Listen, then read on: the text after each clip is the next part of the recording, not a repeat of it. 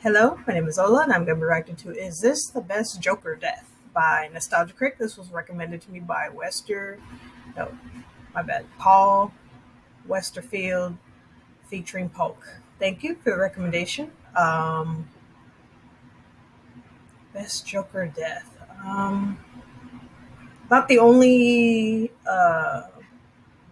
series I know that kills off the Joker is the Injustice issue, which I first learned about it through the Injustice video game, where it literally starts off with lots of people dying in Metropolis, Lois Lane included, and also including Superman's child, and Superman just goes off the rails and just like freaking kills the Joker, and he pretty much and also he kills Green Arrow too. He just he just goes insane, yo. He just becomes the villain, which I mean, losing a loved one that way and losing your home, it's kind of understandable, but at the same time, it's so messed up. But is there any other Joker deaths that I know of? No. But let's see which one Crick is talking about, and is it the best? Maybe. I don't know. But yeah, let's check this out. And this is all in honor of, Kevin Conroy, on account since, today's his birthday, or it would have been his 67th birthday. But anyway, yeah, let's check this out. And if you want to like, comments, grab my channel. You can if you don't want to. That's fine too. Here we go.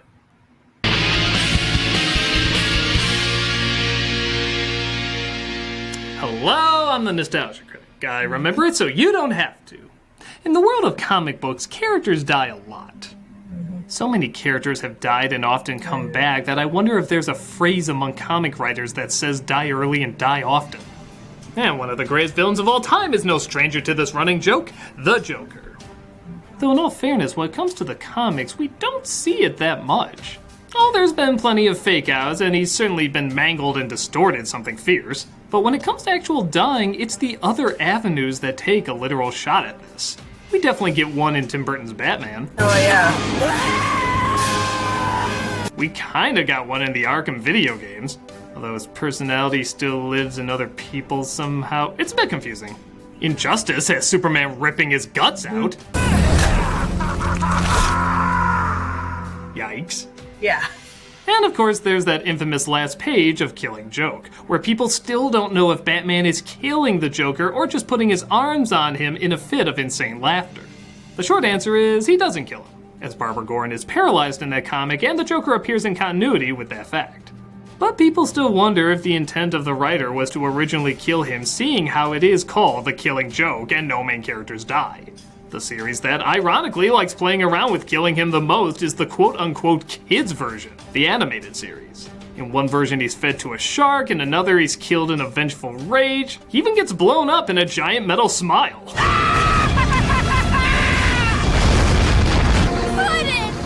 At this point, he probably is. Much like Killing Joke though, he often pops up, despite there looking like there's no real chance he could survive. Nevertheless, even with all these deaths, fake outs, or whatever you want to call them, the animated universe had a death scene that many consider on par with the Killing Joke.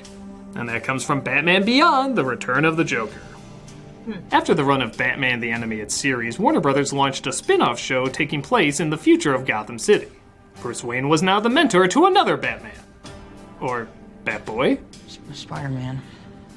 The show is gaining more and more of a following, but even people unfamiliar with the show know about the movie that showed the death of the animated series Joker. Not a spin-off movie or different animated universe, the animated series many of us grew up with. The one that contained what many people consider the best Batman and the best Joker. Don't believe me that a lot of people are familiar with this death? Well, just take a look at the YouTube hits. Part 1 starts off strong, but starts to lose viewers as most split-up videos do. But there is a huge spike in part 6, which has, you guessed it, the death of the Joker. This is so well done that in many people's opinion, it's among the best Batman lore. This part is so good, I could actually talk about it scene by scene. So here we go! Yep, I'm gonna go over why this mere 10 minutes is arguably one of the best Batman stories ever told. Because hey, great storytelling, even if it's only 10 minutes long, deserves to be analyzed. It begins with Commissioner Barbara Gordon, aka Batgirl, telling the tale of the night when Robin, Tim Drake then, was abducted by Joker and Harley. A bird in the hand. First of all, this reveal is more brilliant than you may think. You see, the show went through a redesign and all the characters were given a bit of a makeover. While most of them were pretty good, a lot of people had issues with the way too simplified and colorless Joker. This reveal makes you think it's going to be that version, only to reveal it's much closer to the original design. In fact, it's almost a perfect fusion of the two, creating not only a good fake out, but also a creepy image. Tim goes missing for 3 weeks as Batman is unable to find him. That amount of time added to the mystery of what's happening beautifully raises the tension. Joker finally sends Batman an invite to meet him at Arkham Asylum. He doesn't even open the door. This again visually demonstrates Batman's stress about losing his adopted son, whom he's put in danger. The asylum is silent with a creepy humming in the distance. Oh no. You immediately think like this a is going to horror be movie, an dude. eerie, scary battle, especially seeing how the Joker hasn't been visible for 3 weeks. Put in company! But we see it's all part of the Joker's traditional humor, as he acts like him and Harley have been waiting for Batman to join him for dinner. Even the music is more lighthearted. Hello there. Welcome to our happy home. It gives you the impression that maybe this is just another Joker outing and he has Robin over a shark tank or something. You know, the usual stuff. But we finally see what he's been up to for 3 weeks. He needed a little molding, of course. What kid doesn't? Say hello, JJ.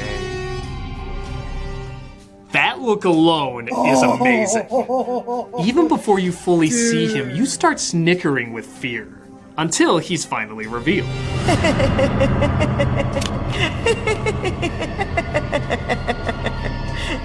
This setup is both disturbing and hilarious at the same time. Pure Joker. The idea of this mastermind having a son, a mini him running around, is super funny. But when you think about what he had to do to achieve it, 3 weeks of both physical and mental torture to a little boy, it's probably the most unsettling thing the show's ever done. While Batgirl tries to take out Harley and get Robin to safety, leading to probably the funniest line in the film, Sweetie, get mommy's bazooka! Joker in hiding shows Batman the details of Robin's transformation, showing his torture like a film strip of family movies. Again, always keeping the humor involved, even though it's so uncomfortable. And just when you think another bombshell couldn't drop, Dear lad began to share such secrets with me. Secrets that are mine alone to know, Bruce. Now, on the one hand, a lot of people have figured out who Batman is. But the Joker is almost never one of them. In the movies, in the comics, even in other death scenes, it's never revealed. So, not only is this an iconic figure discovering the biggest secret / weakness of another iconic figure, but it's the one we've had years and episodes of familiarity with. It's not just another incarnation of the Joker, it's one we've really gotten to know for a long time. So their particular relationship is beyond well known to us. For a fan, this is a legitimately shocking and even uncomfortable moment, on top of all the other ones we've just had. And in typical Joker fashion, how does he react to one of the most famous and tragic backstories in superhero history? He makes fun of it. Behind all the sturm and batarangs, you're just a little boy in a play suit crying for mommy and daddy. It'd be funny if it weren't so pathetic. Oh, bitch! You're a bitch, Joker! You're a goddamn bitch! Really think about this too. Most villains, upon discovering Batman's identity, would play it up as a big thing, play up the drama and how everything is different now.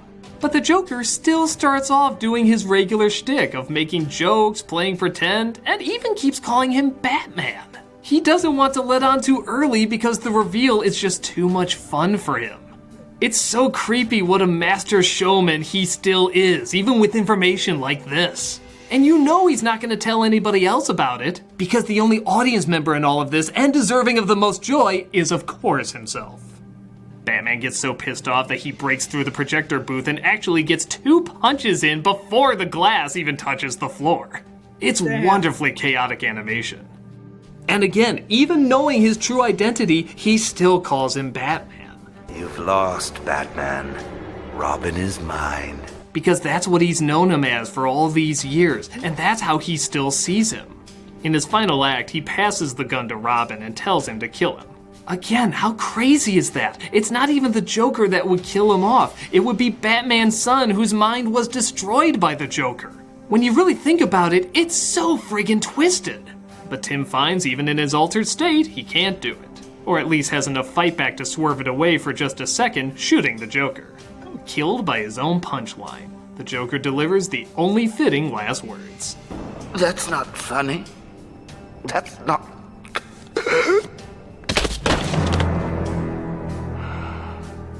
Damn. How is this not seen as one of the great Batman stories? I mean, don't get me wrong, the rest of the movie is fine. Through some sort of technobabble, the Joker's consciousness comes back. It's not really his body or a full resurrection, but it allows our younger Batman to take him out, and it's good. It's fine for what it is. It's a decent flick.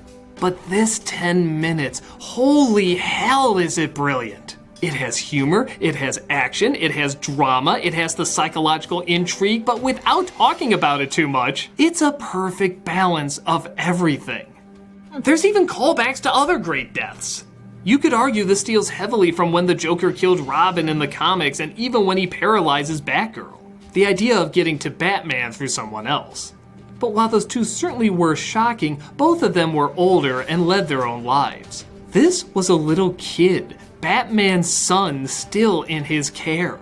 Putting him through weeks of torture, breaking his mind and body, turning him not only mentally insane, but also resembling Batman's arch nemesis. Good God! That's a lot! And don't get me wrong, in many respects, Killing Joke is a better story, with better dialogue, symbolism, backstory, all that good stuff. But in terms of the death of the Joker, it doesn't have the familiarity, continuity, or history established by years of being in one universe. Granted, there's been one major change to the layout, but the Batman comics have gone through tons of changes, making it harder to form a connection like we do with these characters. Now, Killing Joke does a brilliant job with the writing establishing the history. But this one doesn't need to set it up because it's already been established for years. It's an advantage the Killing Joke in no way can overcome. Even the censored version that originally aired on TV is still good. It's not as strong, but it still works.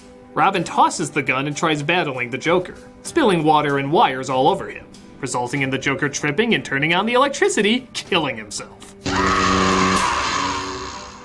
Some see this as cheap, but it's still Tim fighting back, and let's face it, it's a funny way to die. In a strange way, the Joker would almost be proud that he perishes in the equivalent of slipping on a banana peel. A pretty fitting death for a clown. It's hard to know how many more deaths or fake outs we're going to get in the future, but needless to say, it's going to be pretty hard to top this one. In a mere 10 minutes, we've been given a 100% perfect Batman story about the death of the Joker. Not only is there nothing wrong with it, but it delivers everything we would want to see from arguably the best Batman and best Joker we've ever seen battling each other for years. What can I say? It's a masterpiece. Batman and the Joker will always battle in different incarnations, different outfits, and in different stories. But when it comes to which battle ended in the most fitting, familiar, and entertaining way, Return of the Joker delivers the perfect punchline. That's not funny. I'm a nostalgia critic. I remember it so you don't have to.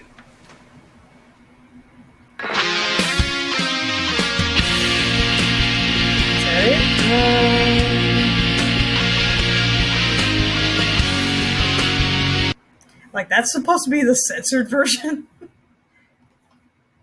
Where he freaking, like, gets electrocuted to death? What? Oh, man. Yeah, like, it is really, really messed up to think, like, wow, like Joker tortured a little boy, messed him up mentally, man. That's so messed up. Oh man, I had forgotten about like some of the really, really, really bad stuff that the Joker's done, man. Like, it's because it's not like always uh, like oh he poisoned somebody with like laughing gas and they laugh themselves to death, you know. Uh, and yeah, it does resemble the what happened to Jason Todd, you know, where the Joker just beats him up and uh, kills him, and